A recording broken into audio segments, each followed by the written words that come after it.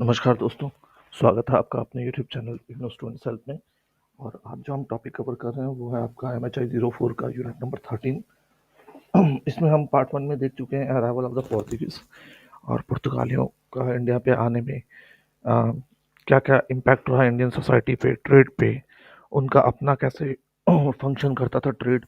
ये सारा हम देख चुके हैं उनके बारे में पार्ट 1 में। और अब हम पार्ट 2 देख रहे हैं। इनकेस आपने पार्ट 1 मिस कर दिया हो तो कोई बात नहीं, मैं पार्ट 1 का लिंक आपको डिस्क्रिप्शन में प्रोवाइड कर दूंगा और आपसे रिक्वेस्ट करूंगा आप उसको भी ज़रूर देखें, ठीक है। चैनल पे नए आए हैं, पहली बार आए हैं तो हमें सब्सक्राइब करें ताकि आपको जितने भी आपके टॉपिक्स हैं एमए हिस्ट्री के, हम सारा कवर करेंगे एक एक करके। और आप सब प्लेलिस्ट में देख सकते हैं आपने। और चैनल को शेयर भी कर दिया करो यार, ताकि दूसरों तक भी ये पहुंच सके चीज़ें। तो आइए देखते हैं हम पार्ट 2 में फेज ऑफ डच डोमिनेशन। जब डच इंडिया आते हैं तो क्या क्या होता है। तो सेम डच को भी, जो वहाँ की रिपब्लिक, डच रिपब्लिक की नेशनल गवर्निंग बॉडी थी, उसको हम स्टेट्स जनरल बोलते थे। उन्होंने डच ईस्ट इंडिया कंपनी का स्टैब्लिशमेंट किया। अब डच कौन है ये क्वेश्चन उठ जाता है। कई बार डच को जर्मन के साथ कंफ्यूजन ले लिया जाता है, बट डच एक्चुअली फ्रेंड आज की डेट में नीदरलैंड्स है। पहले उसको हॉलैंड बोला जाता था और हॉलैंड के निवासियों को डच बोला जाता था, और वही अब नीदरलैंड से उसका नाम चेंज कर दिया गया। तो ये कंपनी जो बनी थी, कई सारी कंपनीज का मर्जर करके बनी थी। और जो कुछ एक वेल्दी मर्चेंट्स थे एम्स्टरडेम से, रॉटरडेम से, जीलैंड से, इन लोगों ने बहुत सारी अपनी कैपिटल लगाई इस कंपनी में। फिर स्टेट्स जनरल ने क्या किया, कंपनी को चार्टर दिया with a monopoly right to trade in the east. East में जाकर के, मतलब इंडिया की तरफ आकर के 21 साल तक के लिए मोनोपोली दे दी गई कि तुम जाओ और ट्रेडिंग करो हमारे बिहाफ पे। तो जब वो इंडिया आते हैं तो पहली फैक्ट्री उन्होंने कोरोमंडल कोस्ट पे लगाई। कोरोमंडल कोस्ट कौन सा फ्रेंड, आपका जो चेन्नई के साइड में है, ठीक है, उसको हम कहते हैं कोरोमंडल कोस्ट। और आप जानते हो कोरोमंडल कोस्ट क्या था, मेन टेक्सटाइल पॉइंट था, है ना। यहाँ से टेक्सटाइल एक्सपोर्ट होते थे साउथ ईस्ट एशियन मार्केट्स में, जैसे कि मोलक्कस में, बांदा में, सेलिप्स में, और यहाँ तक कि यूरोपियन मार्केट में भी जाता था टेक्सटाइल। हमने देखा था पुर्तगालियों ने भी इस चीज़ को बहुत यूटिलाइज किया था अपना स्पाइसेस को प्रोक्योर करने के लिए मोलक्का से। तो कंपनी धीरे धीरे 17वीं सेंचुरी में काफ़ी स्पीड पकड़ती है डच, और काफ़ी अच्छा परफॉर्म करते हैं अपना ट्रेडिंग में। एक चीज़ और देखी गई थी कि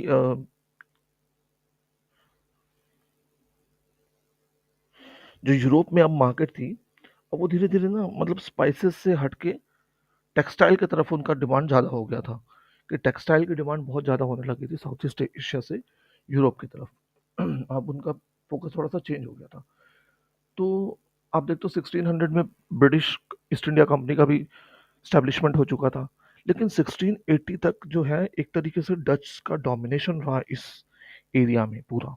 1600 से 1680 तक डोमिनेशन रहा पूरा इनका साउथ ईस्ट एशियन मार्केट में, स्पेशली कोरोमंडल कोस्ट पे भी था। लेकिन फिर 1680 आते आते ब्रिटिशर्स भी स्पीड पकड़ लेते हैं और उन्होंने भी कब्जा करना शुरू कर देते हैं और डच की जड़ों कहीं ना कहीं उखाड़ना शुरू कर देते हैं ब्रिटिशर्स इंडिया से। और दोनों ही कंपनियां, डच और ब्रिटिश कंपनी, क्या करते थे कि अपने आप को कोस्ट तक ही रहने देते थे, कोस्टल एरियाज तक ही रहने देते थे। वो अंदर ज़्यादा टेरिटरीज में नहीं घुसते थे, क्योंकि उन दिनों मुगलों का राज चलता था, मुगल बहुत ताकतवर थे। तो वो अपना कोस्टल एरियाज में ही अपना काम करते थे और वहीं से कमा रहे थे। और हालांकि उन्होंने इंटीरियर एरियाज में कुछ एक अपने स्टेशंस बनाए हुए थे, ट्रेडिंग स्टेशन, जैसे अहमदाबाद में, आगरा में, लेकिन वो फिर भी कोशिश करते थे कोस्टल एरियाज में ही रहे। अब दूसरा टॉपिक जो है आपका nature and pattern of Dutch trade. अब जो डच थे वो 17वीं सेंचुरी में आप देख रहे हो धीरे धीरे बहुत पावर में आ जाते हैं, पुर्तगालियों से ज़्यादा पावर में आ जाते हैं। और उन्होंने एक तरीके से साउथ ईस्ट एशियन मार्केट पे कब्जा सा कर लिया, स्पाइस मार्केट को लेके खास करके। और इसके लिए उन्होंने फोर्स भी यूज़ किया, वायलेंस भी यूज़ किया मलक्कस एरिया में, जा मलेशिया इंडोनेशिया के एरिया में जाकर के, और वहाँ के जो लोकल्स थे उनसे पर्टिकुलर प्रोडक्ट्स को लेकर के मोनोपोली के राइट्स ले लिए। और इवन जो इंडिजीनियस मर्चेंट्स थे, वहाँ के लोकल मर्चेंट्स थे, उनको भी उन चीज़ों में पार्टिसिपेशन एक तरीके से मना कर दिया, मोनोपोली कर दी पूरी तरीके से। और डच ईस्ट इंडिया कंपनी ने भी सेम पास सिस्टम यूज़ किया जैसा कि पुर्तगाली यूज़ कर रहे थे। ये किस लिए यूज़ किया उन्होंने? ताकि जो एशियन कॉम्पिटिटर थे उनको बाहर किया जा सके मोनोपोली प्रोडक्ट के केस में।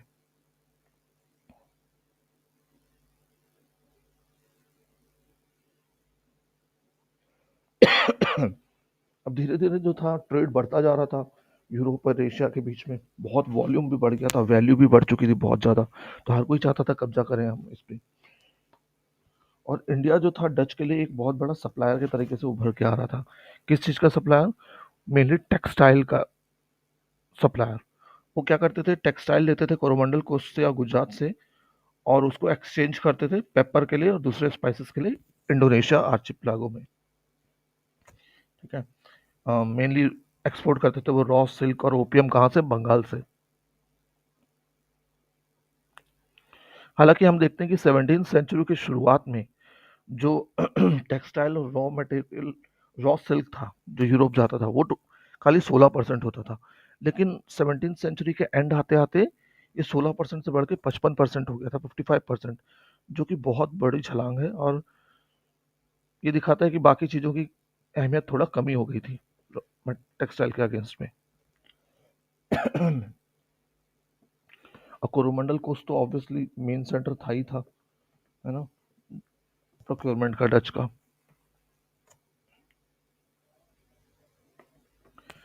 अब डच को क्या करना पड़ता था, इंडिया से सामान जो ये लेते थे उसके लिए उनको बुलियन में पे करना पड़ता था। बुलियन मतलब सोने के फॉर्म में पे करना पड़ता था। अब उनको और वो कुछ एक चीज़ें भी बेचते थे इंडिया में ना अपनी, जैसे कि वूल बेचते थे, अपना सिल्क बेचते थे, टेक्स फिनिश सिल्क बेचते थे। इंडिया तो रॉ सिल्क देता था, वो फिनिश सिल्क बेचते थे इंडिया में। और जो टेक्सटाइल बनता था उनकी कंपनियों में लेडन में, वहां से वो भी वो ला के बेचते थे फिनिश्ड। और इंडिया तो मेनली कॉटन वॉटन रॉ फॉर्म में देता था। ठीक है। तो यही नहीं, साथ में वो और भी नॉन प्रेशियस मेटल्स भी बेचते थे इंडिया में, lead, iron, mercury, wine, beer वगैरह भी बेचते थे। लेकिन इन सब को बेच के भी उनको फायदा नहीं हो पाता था जितना कि वो यहाँ से रॉ मटेरियल ले जाके यूरोप में बेच पाते थे, उससे वो ज़्यादा कमाते थे।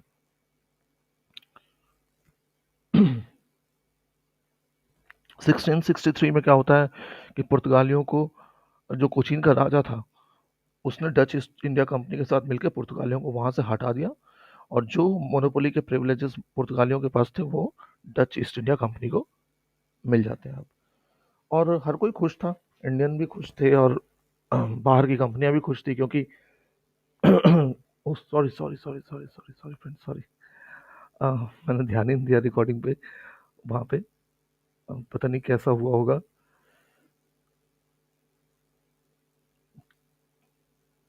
एक सेकंड जरा मैं देखूं। खैर, आपको आवाज़ तो आ ही रही होगी मेरे बीच में, अगर वो इशू आया हो तो I am really sorry for the same. तो आइए हम टॉपिक पे वापस जाते हैं कि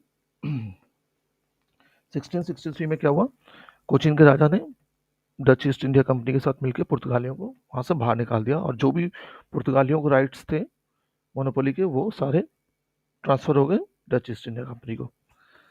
अब आप देखो, जो इंडियन राजा थे, पर्टिकुलरली कोस्टल एरियाज में राजा थे, और नॉर्थ में और सेंट्रल में जो मुगलों का राज था, तो ये लोग ज़्यादा इन विदेशी कंपनियों को ना तो खतरे के तरीके से देखते थे और ना इनके कामों में इंटरफेयर करते थे, क्योंकि उनको एक तरीके से उनके लिए अच्छा ही था। ये लाते थे सोना और प्रीशियस मेटल्स लाते थे यहाँ पे, जिसका प्रोडक्शन इंडिया में बहुत कम था, और ये बहुत ज़रूरी था इकोनॉमी के लिए। और इवन वो कस्टम ड्यूटी भी पे कर रहे थे, जो कि अब मुगल मुगल को ट्रेजरी के लिए अच्छा ही था। वो सेम एज क्या हो गया, लैंड रेवेन्यू जैसा ही हो गया उनके लिए। तो इस चलते उनको कोई दिक्कत नहीं थी इन लोगों से। हाँ, थोड़ी-मोड़ी झड़प हो जाती थी कभी-कभी, लेकिन ओवरऑल इंडिया के लिए ये बेनिफिशियल ही था। तो वो लोगों ने ज़्यादा इनको इंटरफेयर किया नहीं। बाद में तो यहाँ तक कर दिया गया कि जो मुगल एडमिनिस्ट्रेशन ने डच और इंग्लिश ईस्ट इंडियन कंपनी को जो ट्रांजिट ड्यूटी होती थी, राहदारी ड्यूटी, उससे उसका भी मतलब इनको एग्जेम्प्ट कर दिया कि नहीं देने की ज़रूरत नहीं है। तो इससे इनको क्या हो गया कि इंडियन मर्चेंट्स के ऊपर एडवांटेज हो गया इनको, है ना? अब ये बराबर हो गए, ना तो इनको कोई स्पेशल प्रिविलेजेस थे और ना ही इन पे कोई रेस्ट्रिक्शंस थी इनकी एक्टिविटी पे। तो ये एक तरीके से इंडियन मर्चेंट्स के जैसे ही ओपनली यहाँ वर्क करने लग गए। ठीक है, तो अब अगला टॉपिक हम देखते हैं, administrative functioning of the Dutch factories, कि कैसे वर्क हो करते थे डच फैक्ट्री यहाँ इंडिया में, कैसे वर्क करती थी। ये इंपॉर्टेंट है, थोड़ा सा फंक्शनिंग समझ लो आप इनका। तो डच ईस्ट इंडिया कंपनी ने अपनी सबसे पहली फैक्ट्री लगाई थी पेटापुली में, नॉर्थ कोरोमंडल कोस्ट में 1606 में। दूसरी फैक्ट्री उन्होंने लगाई मछलीपट्टनम में उसी साल, और फिर तीसरी फैक्ट्री उन्होंने लगाई 1610 में पुलिकत में। हालांकि फैक्ट्री बहुत सारी लगाई थी उन्होंने, बंगाल में भी कई जगह में, गुजरात में भी लगाई थी कई जगह में, लेकिन ये इनकी मेजर फैक्ट्रीज हैं। तो जो उनका एक तरीके से गवर्नमेंट चलती थी ना इंडिया में, जिसको हम कहते थे कि directorate, Dutch directorate of the Coromandel, वो कहाँ था? पुलिकट में ही था। ठीक है, और यहीं पे उन्होंने 1613 में फोर्ट गैल्ड्रिया भी बना दिया।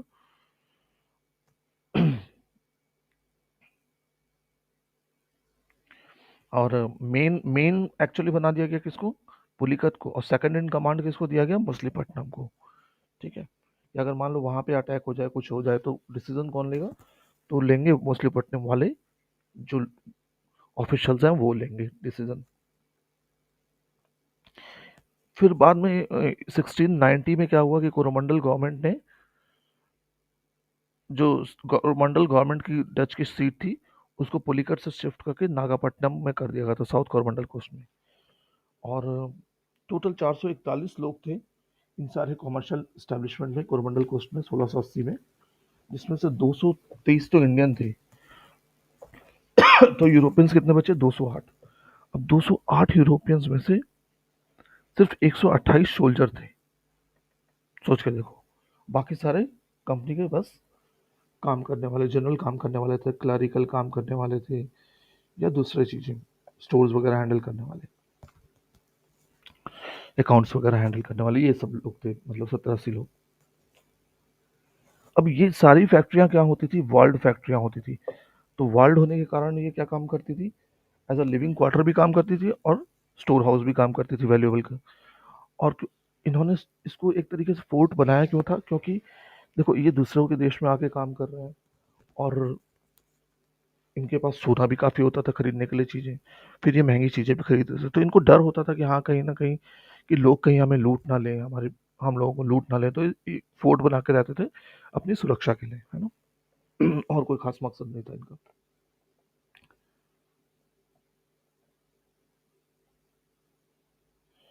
वेरस जो बंगाल और गुजरात की फैक्ट्रियां थी, वहां पे तो मिलिट्री पर्सनल थे ही नहीं, वहां पे खाली एम्प्लॉय एम्प्लॉय थे। जो हुगली में इनकी फैक्ट्री थी, उसमें जो लॉ इन्फोर्समेंट ऑफिसर होता था एक, उसका सिर्फ यही काम था कि चेक करना कि कोई इलिसिट पार्टिसिपेशन ना ले रहा हो प्राइवेट ट्रेड में, कंपनी के काम में। जो कंपनी का ऑफिशियल है, उसको फैक्टर बोलते थे वो लोग, वो कोई प्राइवेट ट्रेड ना कर रहा हो, बस उसका यही काम था। हालांकि बंगाल फैक्ट्रीज को इंडिपेंडेंट डायरेक्टरेट घोषित कर दिया था 1665 में। उसका कंट्रोल, उसके ऊपर पुलिकट गवर्नमेंट का कंट्रोल नहीं था। जो हुगली में चीफ फैक्ट्री थी, वही मेन डायरेक्टरेट बनी डच डायरेक्टरेट बंगाल फैक्ट्रीज की। मतलब हुगली काउंसिल ही सारा कुछ देखती थी, जो बंगाल की दूसरी फैक्ट्रियां उनको गवर्न करनी थी वो। तो हुगली में जो काउंसिल थी, उसमें कौन कौन लोग थे? तो उसमें होता था एक डायरेक्टर, एक सीनियर ऑफिसर कंपनी अकाउंट्स का, एक लॉ इन्फोर्समेंट ऑफिसर, एक ऑफिसर फैक्ट्री के स्टोर का, और कुछ एक अदर ऑफिशियल्स।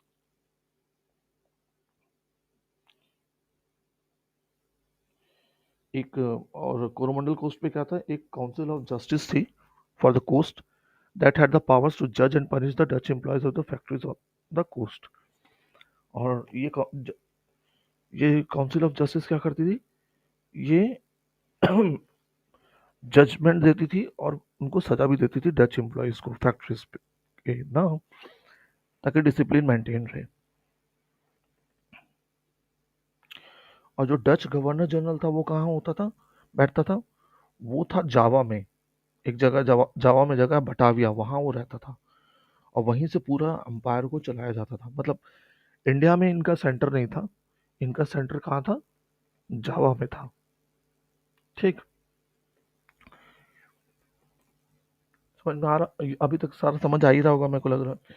कहीं पे कुछ, मैं आपको सारा, आप समझिए एक तरीके से लाइन बाय लाइन पढ़ा रहा हूँ, तो आपको किताब पढ़ने की भी जरूरत नहीं पड़ेगी एक तरीके से। सिर्फ आप इसको आराम से 1 से 2 बार सुन लो, आप पूरा का पूरा चैप्टर आपका कंप्लीट हो जाएगा। आप आराम से अच्छे से लिख के आओगे एग्जाम में। ठीक है, तो इनका गवर्नर जनरल इंडिया में नहीं बैठता था, जावा में बैठता था, और वहीं से वो पूरा एम्पायर चलाता था उनका। इंडिया का, साउथ ईस्ट एशिया का, इनका थोड़ा बहुत श्रीलंका में भी कब्जा था, ये सारा वो वहीं से देखते थे। और वही रिपोर्ट करते थे बोर्ड ऑफ डायरेक्टर्स को भी, यूरोप में। ठीक है, और जो सारा का सारा कार्गो जमा होता था इंडिया से या कहीं और से भी, तो वो सारा का सारा कार्गो पहले पूरे एशिया में जहां जहां इनका पॉइंट्स थे, वहां से कार्गो वो कलेक्ट करके पहले लाते थे बटाविया में। ठीक है, बटाविया कहाँ, जावा में। वहां आता था, फिर वहां से जाता था होलैंड। ठीक है, ये नहीं कि इंडिया से डायरेक्ट भेज दिया, नहीं, पहले वो वहां जाता था, वहां से फिर वो हॉलैंड जाता था बटाविया से। अब डच ईस्ट इंडिया कंपनी जो थी, उसने पास सिस्टम और कॉन्वॉय सिस्टम पुर्तगालियों से लिया था। और जो इंडियन वेसल्स थे ना, इंडियन ट्रेड मर्चेंट्स के वेसल, इनके क्या होते थे, ज़्यादा मजबूत नहीं होते थे वेसल्स, है ना, स्ट्रेंथ में कमज़ोर होते थे। तो ये हैवी आर्टिलरी को नहीं बर्दाश्त कर पाते थे, या फिर इनके अपने भी जो थी हैवी आर्टिलरी, तो उसके रिकॉइल को नहीं बर्दाश्त करते थे, खुल जाते थे, टूट जाते थे कई बार वेसल्स खुद ब खुद। ठीक, तो डच ईस्ट इंडिया कंपनी के उस कंपैरिजन में काफ़ी ज़्यादा अच्छी नेवी थी। लेकिन इसके बावजूद भी ये लोग क्या था, पास सिस्टम को ज़्यादा इन्फोर्स नहीं करा पाते थे, क्योंकि देखो, एग्जाम्पल एक हम लेके चल रहे हैं इस चीज़ का कि डच ईस्ट इंडिया कंपनी ने क्या किया, इंडियन वेसल्स की एक तरीके से रोक दिया था, डायरेक्ट एक्सेस को रोक दिया था। जो नॉर्थ मलक्का में टीन के पोर्ट्स थे, टिन मेटल होता है ना, उसका पोर्ट्स हुआ करते थे, तो इन्होंने इनको एक तरीके से डायरेक्ट एक्सेस रोक दिया था, क्योंकि मोनोपोली थी उनकी टिन प्रोड्यूसिंग रीजन में, मलय पेनिनसुला में।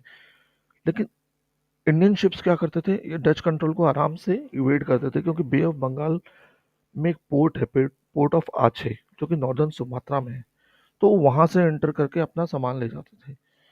तो एक तरीके से डच कंपनी जो था वो नहीं कंट्रोल कर पाती थी इन चीज़ों को। और सिमिलरली गुजरात में भी इनको काफ़ी सारा रिटेलिएशन फेस करना पड़ा इंडियन मर्चेंट्स का। इनका इम्पैक्ट क्या हुआ, impact of the Dutch empire on Indian society and state, अगर ये पढ़ना चाहें हम तो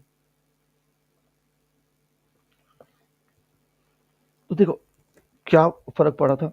अब देखो, ज़्यादातर जो ये आई यूरोपियन कंट्रीज, इन्होंने कहाँ पे अपना स्टार्टिंग पॉइंट रखा, ईस्ट और वेस्ट कोस्ट पे, है ना। और ये कमर्शियल एक्टिविटीज थी। ये पहले क्या थे, ये पहले पोर्ट्स तो पहले भी थे वहाँ पे, लेकिन वो पहले सिर्फ कमर्शियल सेंटर होते थे।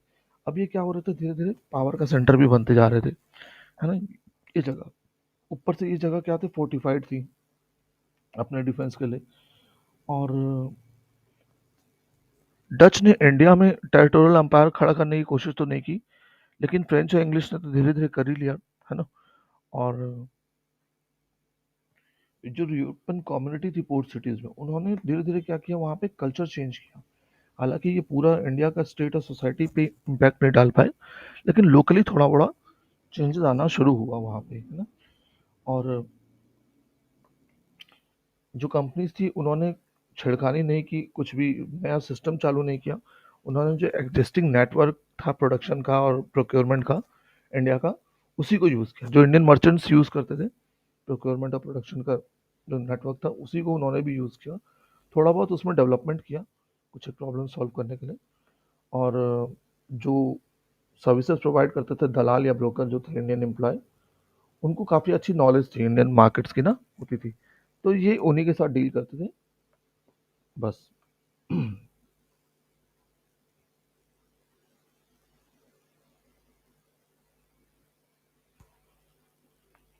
हम्म। तो आप देखो, ये लोग कई जितनी भी फॉरेन कंट्रीज थी, ये इंडिया में क्या लाते थे, बुलियन लाते थे।